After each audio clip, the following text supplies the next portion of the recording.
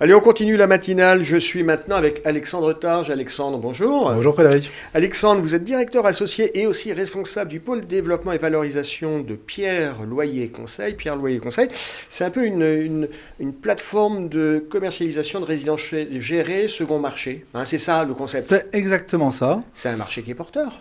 Depuis 2013, effectivement, Ça tourne un bien. marché qui est en fort développement, un marché que nous on traite vraiment exclusivement. On ne fait que ça, on ne fait pas du tout de neuf. Que du marché secondaire. Et un marché Pourquoi pas du neuf? Parce que c'est vraiment technique, on y reviendra peut-être, mais sur le fond, c'est surtout un marché qui, effectivement, s'est beaucoup développé. Là, on est à l'heure des bilans. Et on fait plus de 300 lots, nous, l'an passé. Ouais. Exclusivement aussi en B2B, avec des partenaires qui sont des conseils en gestion de patrimoine ou des banques privées.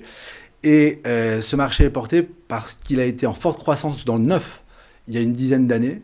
Et qu'aujourd'hui, les engagements de location qui ont été pris de 9 ans arrivent à terme, et qu'en conséquence de quoi, au-delà des accidents de la vie, un divorce, une succession qui explique une vente, là, on a un moment où les personnes se posent la question d'arbitrer leur lot.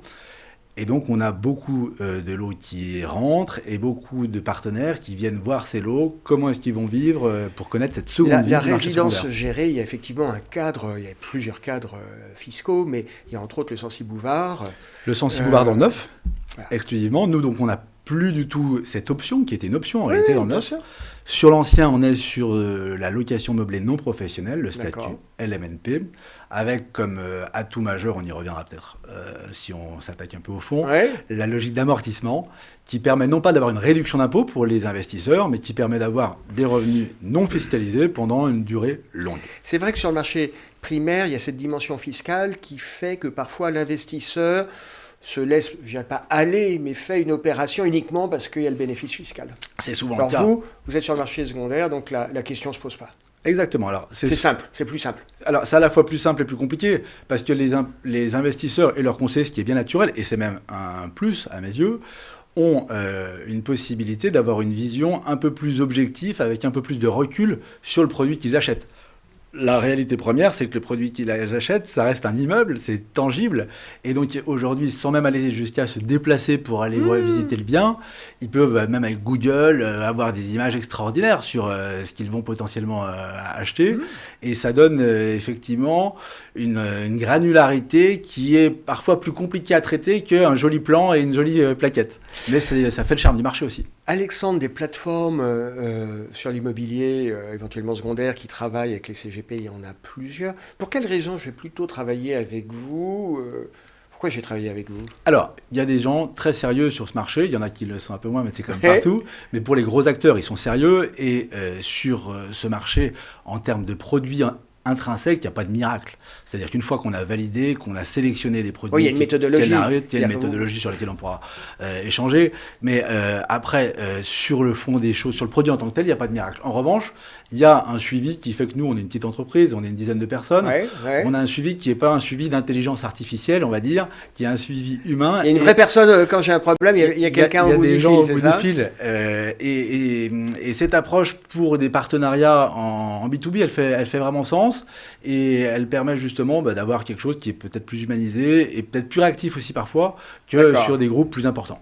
Ok, vous restez une structure à taille humaine un peu artisanale, et c'est vrai que souvent les cabinets de CGP, il y a pas que, mais souvent une, deux ou trois personnes, et on a besoin de travailler avec des gens qui sont réactifs, qu'il y a quelqu'un au bout de la ligne. Il y a cette réactivité-là. Quand je vous disais qu'on a une très belle année 2021, c'est vraiment lié à cela. Il y a le marché d'une part, mais il y a aussi une vraie fidélité des partenaires qui reviennent vers nous. C'est notre plus belle récompense, c'est la confiance de personnes qui ont investi, ont fait investir leurs clients à travers nous, et qui, 2 mois, 6 mois, 1 an et demi après, reviennent parce qu'ils ont été satisfaits.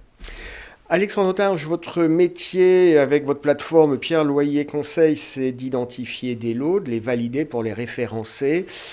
Allez, on est entre nous. Qu'est-ce qui fait quand on voit un lot, qu'on décide de le référencer, de le qualifier? Et qu'est-ce qui fait qu'on se dit, on va pas y toucher? Comment on identifie les rossignols? Alors, le rossignol, qu'est-ce que c'est? C'est l'actif qui est à risque. Oui. Dans la sélection, il y a 3 critères. Le premier critère, on ne peut pas juger qu'il est à risque, c'est l'emplacement ou la structure même de l'immeuble. Il n'y a jamais de sujet là-dessus, on le vérifie très facilement. En revanche, les rossignels, comme vous le dites, Là où ils sont à chercher, c'est sur la fiabilité de l'exploitant, du gestionnaire, c'est-à-dire du locataire. Là, j'avais encore très récemment un notaire, un ami au téléphone, qui traite ce marché, qui me dit que lors de la vente, ils n'ont pas signé parce qu'ils se sont rendus compte, grâce à sa recherche, et en passant, ce qui est complètement fou que ce soit lui qui soit allé jusque-là, que l'exploitant était en redressement judiciaire. Ah oui, c'est gênant. Donc c'est quand même un petit peu embêtant. C'est pas un bon signe.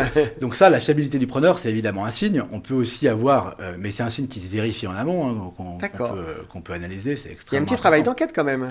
Une petite enquête avec des chiffres qui ne sont pas toujours publiés. D'accord. Avec aussi des exploitants qui sont plus ou moins taiseux en la matière, mais certains discutent et disent les choses assez ouvertement quand il y a des risques sur tel ou tel site. D'accord. Parce que la notoriété, la profitabilité en tant que telle d'un groupe exploitant, d'une grosse marque d'exploitants, ne préjuge pas de la fiabilité de certains sites spécifiques. C'est là où il faut être en confiance aussi avec eux. Oui, on peut avoir un interlocuteur qui a une belle marque et puis qui lui-même, dans ses différents sites, on a certains qui sont moins bons. Exactement. C'est très clair. Merci Alexandre Targe d'avoir été avec nous. C'est moi qui vous remercie. À bientôt. À bientôt Frédéric. Merci.